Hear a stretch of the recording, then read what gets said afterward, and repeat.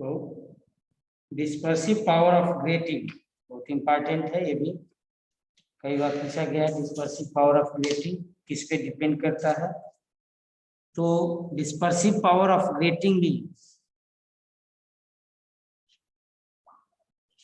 Dispersive power है क्या, यानी ये जो है rate of change of angle of diffraction with respect to the wavelength of light change, कैसे एंगल ऑफ डिफ्रैक्शन लाइट के साथ चेंज हो रहा है, ये निकालना है ग्रेटिंग में। तो बेसिकली कि निकालना क्या है, the rate of change of angle of diffraction D theta upon d lambda.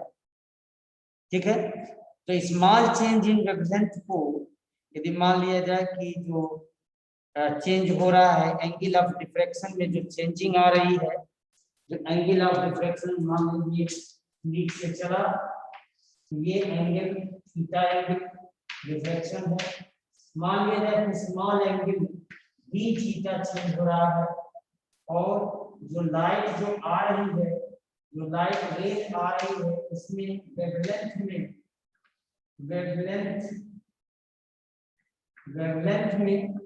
Delta lambda में, लैम्डा से डेल्टा लैम्डा में चेंजिंग हो रही है, डेल्टा लैम्डा चेंज हो रहा है, या डी लैम्डा इसको कर सकते हैं, डी लैम्डा चेंजिंग हो रहा है।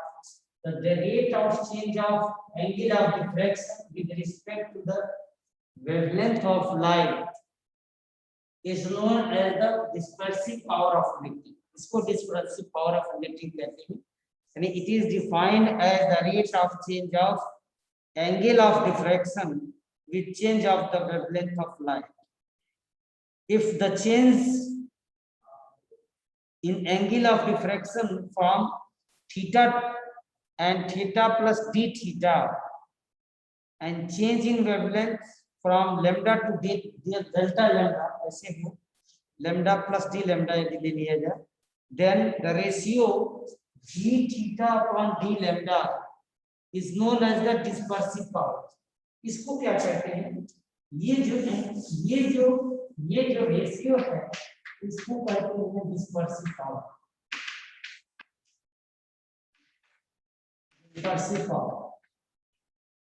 dispersive power of grating। ये जो रेशियो है, ये रेशियो क्या कहलाता है, डिस्पर्सिव पावर ऑफ ग्रेटिंग कहलाता है।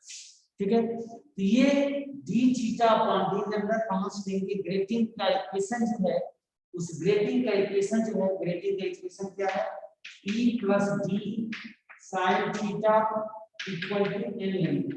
ग्रेटिंग इक्वेशन है, इसको ग्रेटिंग इक्वेशन कहते हैं,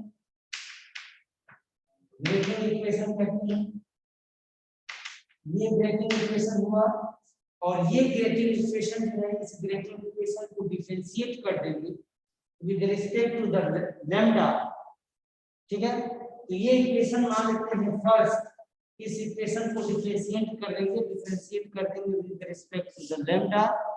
तो जहां देखिए ये यहाँ से d theta upon d lambda में, जहां देखिए E प्लस डी को क्या करते हैं, ग्रेटिंग एलिमेंट है,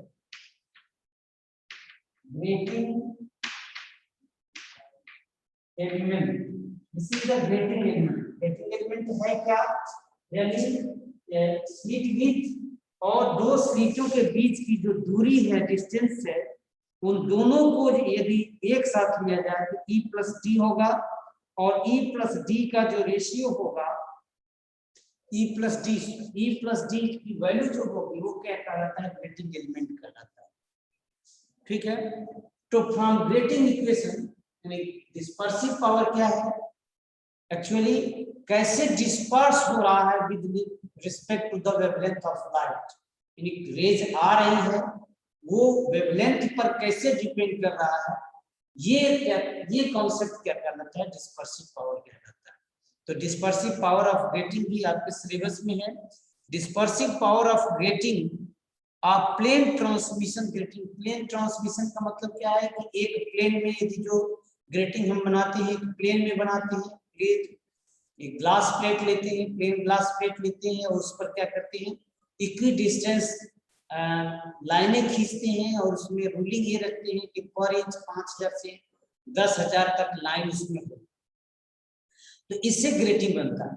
ठीक है, तो ग्रेटिंग इक्वेशन से यदि नॉर्मल इंसिडेंस कराया जाए ग्रेटिंग पर नॉर्मल इंसिडेंस कराए, उस कंडीशन में जो ग्रेटिंग इक्वेशन है वो ग्रेटिंग इक्वेशन क्या है, ये है E plus D sin theta equal to n।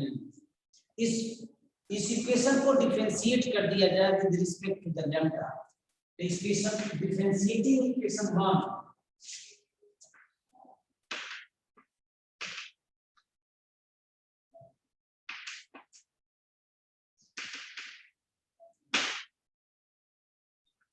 differentiating equation 1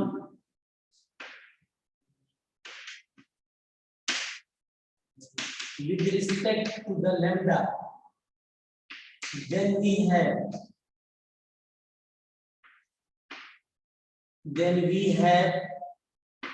क्या हो जाएगा, with respect to lambda differentiate करते हैं, उस कंडीशन में क्या होगा, जैसे देखिए ये हो जाएगा E plus D cos theta, और ये क्या हो जाएगा d theta upon d lambda, lambda के रिस्पेक्ट में करेंगे, और इधर क्या हो जाएगा n, ये इक्वेशन। ठीक है, ये इक्वेशन हो गया 2।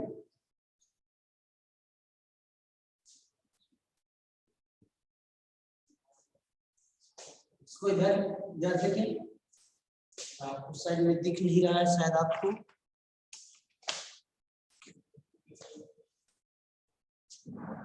से हो जाएगा E plus D sin theta d theta upon d lambda equal to n, ये इक्वेशन 2। ठीक है, अब जरा देखिए इसको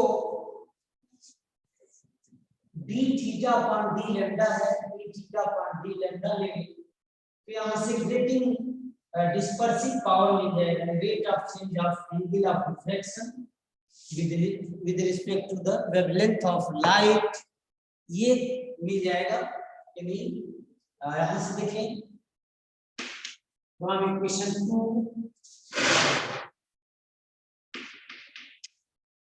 from equation 2 theta upon d lambda equal to हो जाएगा n अपॉन E plus d cos theta. देखिए ये डिस्पर्सिव पावर का dispersive, this is the relation for dispersive power, this is relation for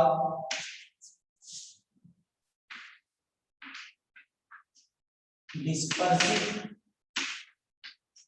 power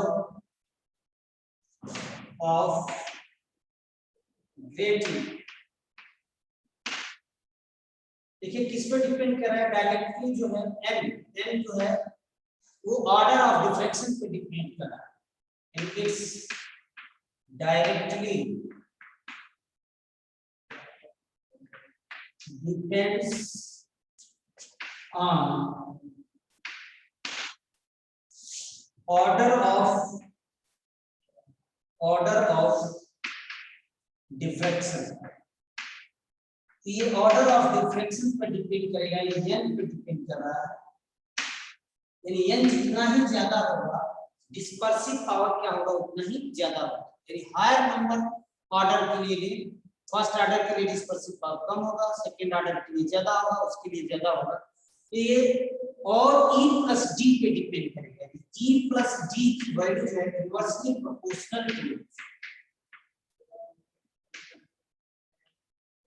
inversely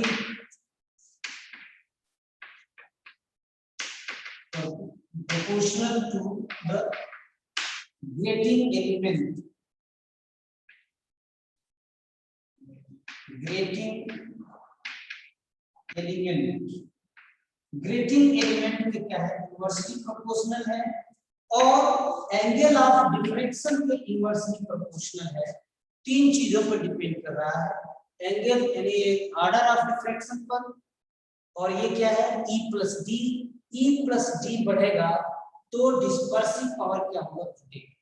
तो E प्लस डी की value जितना ही कम होगी उतना ही क्या होगा, डिस्पर्सिव होगा। यानी आप कह सकते हैं कि दो डिफ्रेक्टेड रेज के बीच, यानी वेवलेंथ के करस्पॉन्डिंग दो डिफ्रेक्टेड रेज के बीच डिस्पर्स होगा, यानी डिफरेंशिएट किया जा सकता है, अलग किया जा सकता है।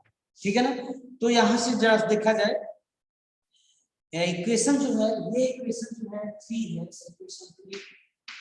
इक्वेशन 3 में थोड़ा सा यहाँ से सब्स्टिट्यूशन करें, cos थीटा को लिख सकते हैं √1 माइनस sin स्क्वायर थीटा लिख सकते हैं। तो फ्रॉम इक्वेशन 3 इसको चेंज किया जाए, तो from equation 3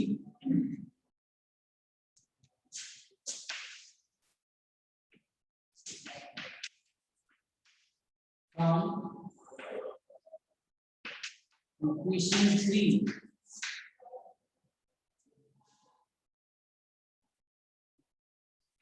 cos theta equal to लिख सकते हैं √1 माइनस sin स्क्वायर थीटा। तो यहां से इसको लिख सकते हैं, यानी therefore d theta upon d lambda equal to हो जाएगा n divided by e plus d √1 minus sin square theta लिख सकते हैं। और जस्ट देखें फर्स्ट इक्वेशन देखा जाए तो फर्स्ट इक्वेशन क्या है, e plus d sin theta equal to n lambda है। तो यहां से sin थीटा की वैल्यू ले लें, तो ये फ्रॉम इक्वेशन 1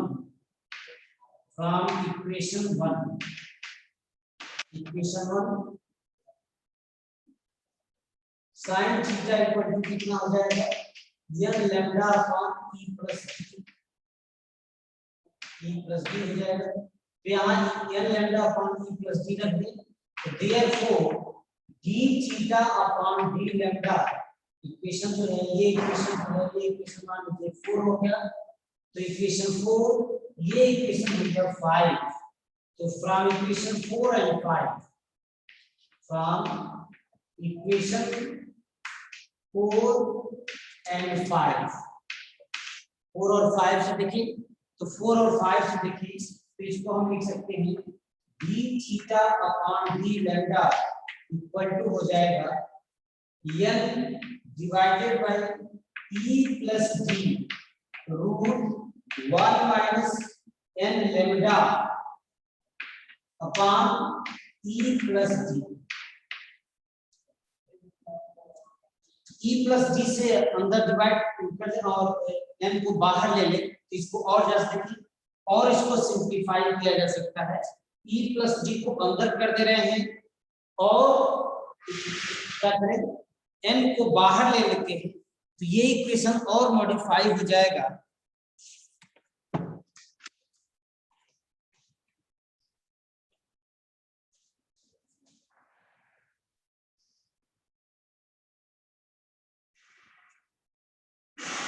ये स्क्वायर होगा, ये स्क्वायर होगा,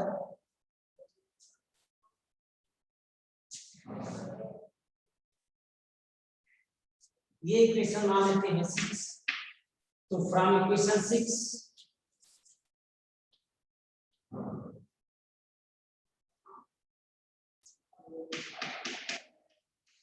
from equation 6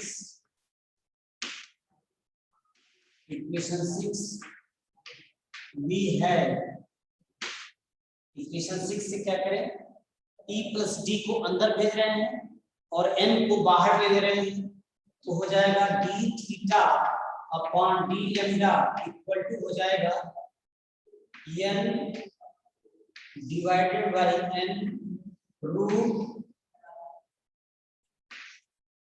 e plus d square minus lambda square और e plus d upon n square. से हो जाएगा। जब देखें n से n कैंसिल हो जाएगा, r d theta upon d lambda equal to हो जाएगा 1 divided by e plus d upon n का whole square minus lambda square. तो डिस्पर्सिव पावर का एक और इक्वेशन मिल गया, यानी d theta upon d lambda, d theta upon d lambda, ये इक्वेशन मिल गया। ये भी इक्वेशन जो है, this is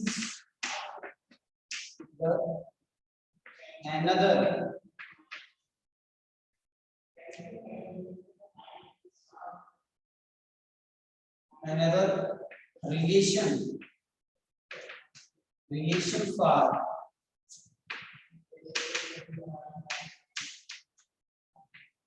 dispersive power of grating। ये डिस्पर्सिव पावर ऑफ ग्रेटिंग का फार्मूला हो गया। एक और फार्मूला हम लोगों ने अभी लिखा था, d theta upon d lambda equal to m lambda divided by e plus d,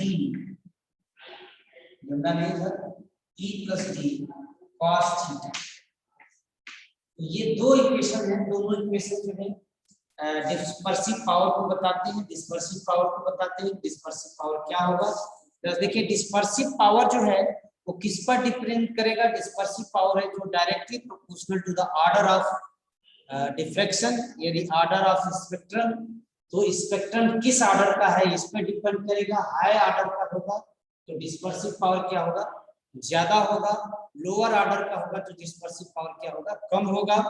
और dispersive power is inversely proportional to the grating element. ये ग्रेटिंग एलिमेंट पर डिपेंड करेगा, E प्लस डी पर। E प्लस डी जितना ही कम होगा उतना ही उसका डिस्पर्सिव पावर क्या होगा, ज्यादा होगा। और dispersive power is inversely proportional to the cos theta, यानी power larger value of theta higher will be the dispersive power.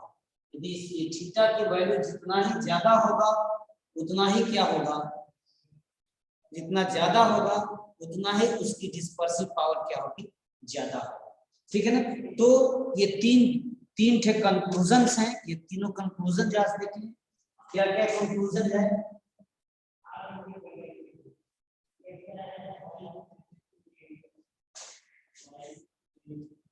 तीन कंक्लूजन्स हैं। फर्स्ट कंक्लूजन, फर्स्ट क्या है, first the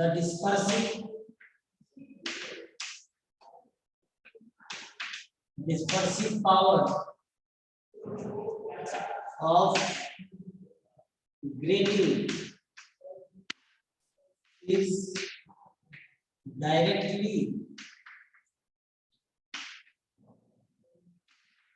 proportional to the order of diffraction n, order of diffraction n, order of diffraction पे depend करेगा। दूसरा जो है grating element inversely proportional to the inversely proportional to the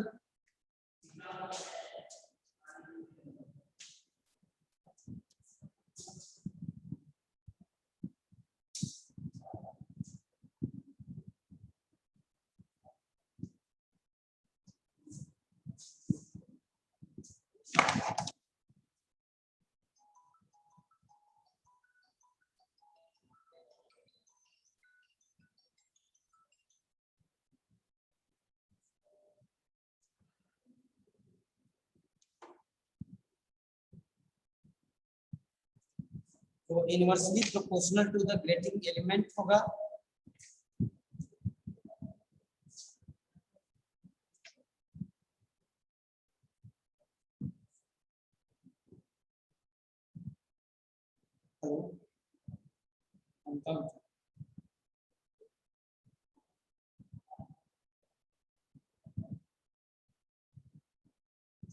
एक ही बार से जमा करना है।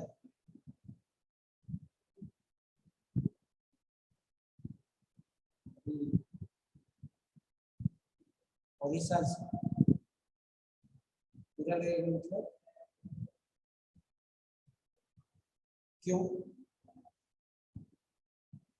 क्यों क्यों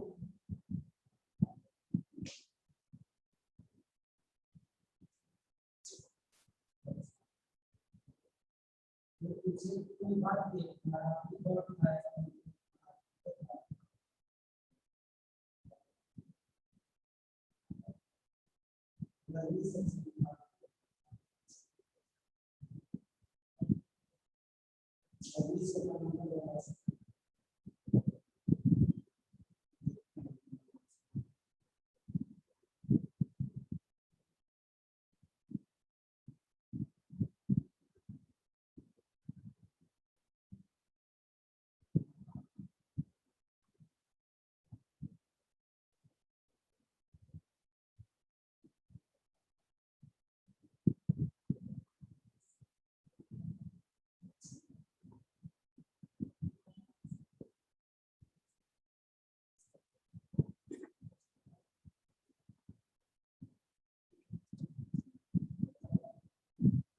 Second one, the dispersive power is inversely proportional to the grating element.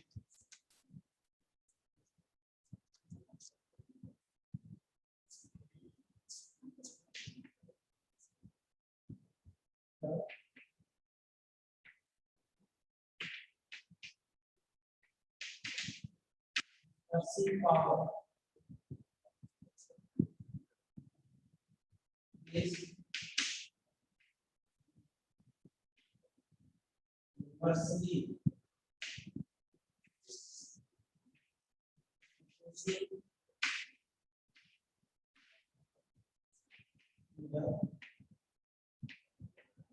grating element plus but dispersive power is inversely proportional to this dispersive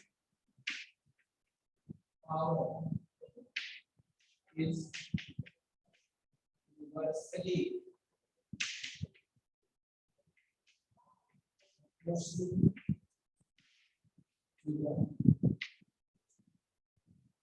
cos theta, that is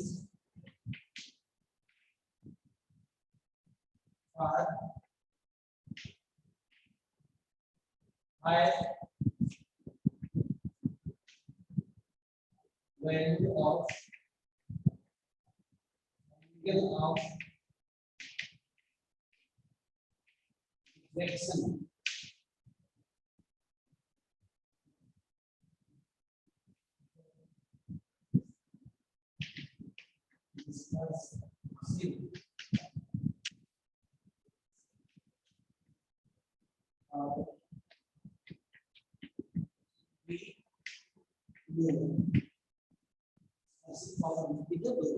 ठीक है ना। तो यानी डिस्पर्सिव पावर जो क्या है, rate of change of angle of diffraction with respect to the wavelength, ठीक है। तो ये डिस्पर्सिव पावर जो है वेवलेंथ पर और उसके ऑर्डर ऑफ डिफ्रैक्शन पे डिपेंड करेगा।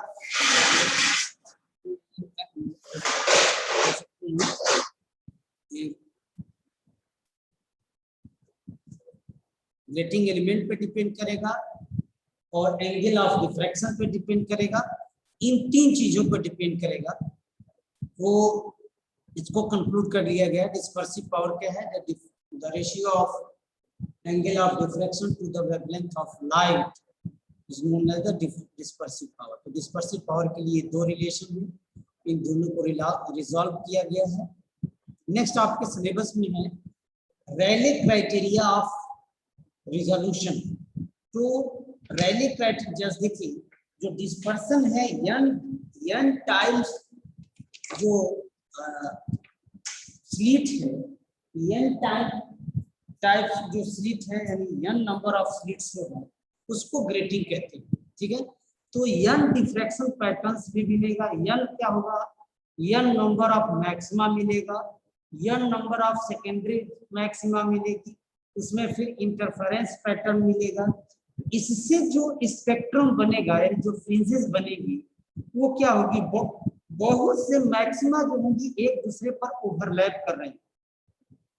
इसको कैसे रिजॉल्व किया जाए, तो रैले ने एक क्राइटेरिया बनाया और क्राइटेरिया के आधार पर रिजॉल्विंग इंस्ट्रूमेंट बने, जैसे ऑप्टिकल माइक्रोस्कोपी बना, बड़ा करके दिखा दिया जाए, अलग करके दिखा दिया जाए। रैले फिर उसके बाद से टेलीस्कोप बना, माइक्रोस्कोप बना, माइक्रोस्कोप है, टेलीस्कोप है, फिर ग्रेटिंग भी है, ग्रेटिंग भी है, टेलीस्कोप है, माइक्रोस्कोप है, ग्रेटिंग है, प्रिज्म है, प्रिज्म से पास करा के हम इसको अलग अलग डिस्पर्स करा के अलग अलग देख सकते हैं। तो ये जो है रैले क्राइटेरिया कहलाता है। रैले क्राइटेरिया में दो मैक्सिमाओं को कैसे हम रिजॉल्व कर सकते हैं, रिजॉल्व करने का मतलब कि दो डिस्पर्स कर ले, अलग अलग कर ले, कि किस ऑर्डर का मैक्सिमा है और किस ऑर्डर का मैक्सिमा ये ओवरलैप करके बन रहा है, तो ये रिजॉल्व किया जाए, अलग अलग देख लिया जाए, that is called the Rayleigh criteria. ठीक है, तो रैले क्राइटेरिया जो है, रैले क्राइटेरिया मीन्स दो मैक्सिमाओं को कैसे हम लोग रिजॉल्व करके इंस्ट्रूमेंट की सहायता से कैसे हम रिजॉल्व करके देख सकते हैं, ये रैले क्राइटेरिया कहलाता है।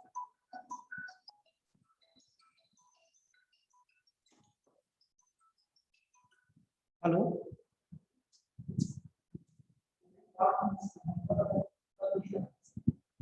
बात करो से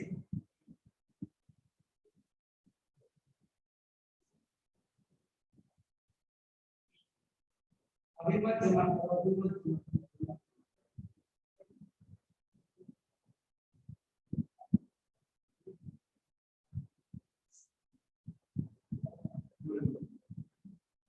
माइक वाला दुनिया पर किस क्लास का जाओ बस ले।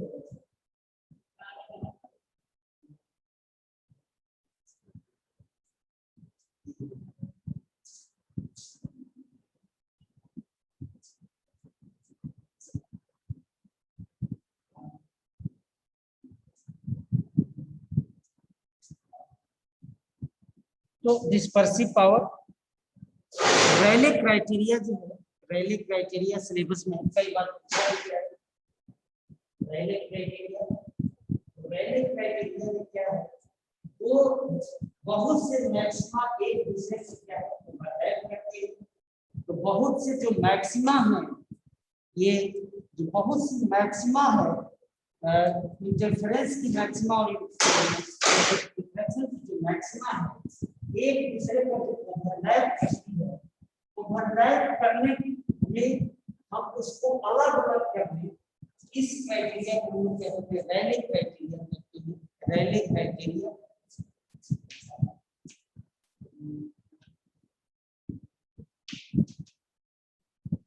Raleigh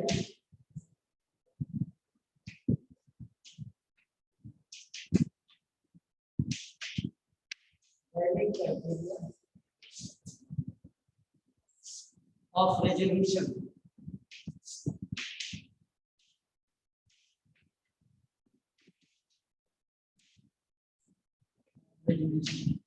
Raleigh criteria of resolution जो है, इसमें क्या है, इसको इसमें जो मैक्सिमा है वो मैक्सिमाओं को रिजॉल्व किया जाता है। तो इसमें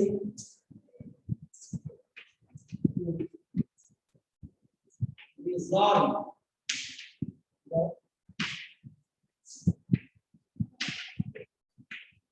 deflection maxima using different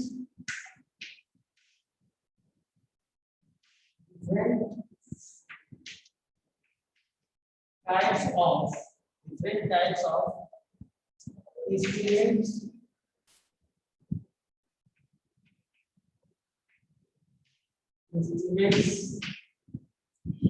such as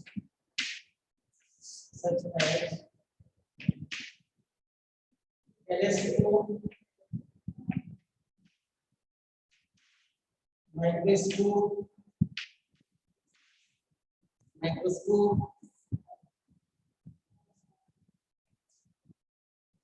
please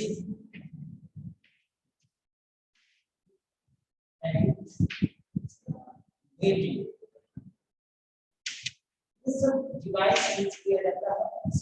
device use करके हम इसको रिजॉल्व करते हैं। कैसे रिजॉल्व करते हैं? जैसे मान लीजिए कि बहुत ऐसे फिगर देख लिया जाए, कई मैक्सिमा मिलकर जो सेंटर की मैक्सिमा होती है वो बहुत से मैक्सिमाओं से मिलकर बनी होती है। जैसे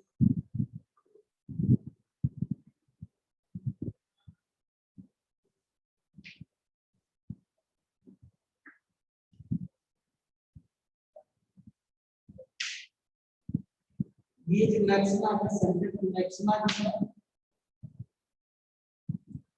नॉट रिजॉल्व, नॉट रिजॉल्व है, ये रिजॉल्व नहीं है। तो दो मैक्सिमा, दोनों मैक्सिमा क्या है, बड़े बड़े मैक्सिमा का ऑर्डर बढ़ चुके हैं, ये रिजॉल्व नहीं है। यदि थोड़ा रिजॉल्व हुआ हो, इसको हम ऐसे कर सकते हैं,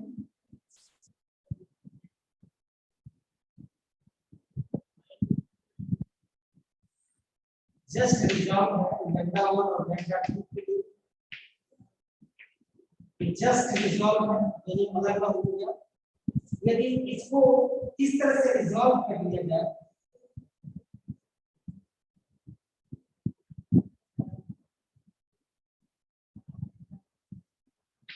इस तरह से रिजॉल्व करें, अलग अलग हम देखेंगे, ये जो है ये क्या है, ये वेव रिजॉल्व है,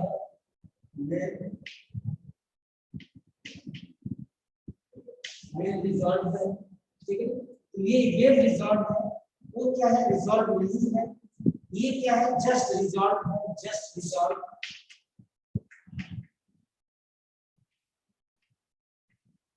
जस्ट रिजॉल्व है, ठीक है। तो ये जस्ट रिजॉल्व है। तो इस क्राइटेरिया के आधार पर टेलीस्कोप, माइक्रोस्कोप, प्रिज्म, इन क्राइटेरिया के आधार पर तो क्या कर सकते हैं, इस इंस्ट्रूमेंट से हम रैले ने जो क्राइटेरिया दिया, इस इंस्ट्रूमेंट से हम क्या कर सकते हैं, अलग अलग करके मैक्सिमाओं को अलग कर करके हम देख सकते हैं। इसको हम कहते हैं रैले क्राइटेरिया ऑफ रिजोल्यूशन, ठीक है। तो रैले क्राइटेरिया ऑफ रिजोल्यूशन, इसमें क्या करना है, इसमें जो है सेटअप द्वारा, इंस्ट्रूमेंट द्वारा हम क्या करते हैं, डिफ्रेक्शन मैक्सिमाओं को अलग अलग करके देख सकते हैं। According to Rayleigh criteria, 2 point sources are resolve by the optical instrument. यही ऑप्टिकल इंस्ट्रूमेंट जो है, ये इंस्ट्रूमेंट जो है optical instrument, telescope, microscope, prism है या फिर ग्रेटिंग है, when central maxima of diffraction pattern of one fall over the first maxima, एक दूसरे पर ओवरलैप कर रहा हो, तो इस ओवरलैपिंग को then diffraction of other and vice versa, एक दूसरे पर ओवरलैप कर रहा हो, उस कंडीशन में क्या होगा, the criteria of is applicable for the evaluation of resolving power of telescope, microscope, grating and prism. In case of spectral line, two different wavelength of line will be resolved. तो दो different wavelength के जो line maxima है या जो lines हैं, उसको हम लोग रिजॉल्व कर सकते हैं। When central maximum of one wavelength fall over the first maximum due to the other and vice versa, ठीक है ना।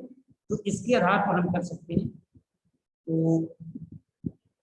मान लेते हैं कि दो वेवलेंथ है, लैम्डा 1 और लैम्डा 2, और लैम्डा 1 और लैम्डा 2 यदि रिजॉल्व नहीं है, तो दोनों क्या होंगे, एक सेंटर पर मैक्सिमा जो है उसी पर मर्ज हो जाएगा।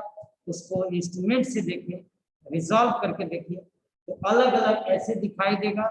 और यदि हाई रेजोल्यूशन वाला मशीन ले लें, जैसे इलेक्ट्रॉन माइक्रोस्कोप है, टनलिंग माइक्रोस्कोप है, इसी इलेक्ट्रॉन माइक्रोस्कोप से, टनलिंग माइक्रोस्कोप से, ऑप्टिकल माइक्रोस्कोप से देख सकते हैं। तो ऑप्टिकल माइक्रोस्कोप, टेलरिंग माइक्रोस्कोप, टनलिंग और स्कैनिंग माइक्रोस्कोप से देखेंगे तो ये और रिजॉल्व करके देखा जा सकता है, अलग करके देखा जा सकता है, ठीक है ना। तो ये रैले क्राइटेरिया यूज करते हैं, रैले क्राइटेरिया यूज करके हम डिफ्रैक्शन मैक्सिमा को डिफरेंशिएट कर सकते हैं, अलग अलग करके देख सकते हैं। तो रैले क्राइटेरिया भी कई बार पूछा गया है कि रैले क्राइटेरिया होता क्या है, किस पे डिपेंड करता है। वेवलेंथ अलग अलग वेवलेंथ के लाइट को हम लोग रिजॉल्व करके देख सकते हैं।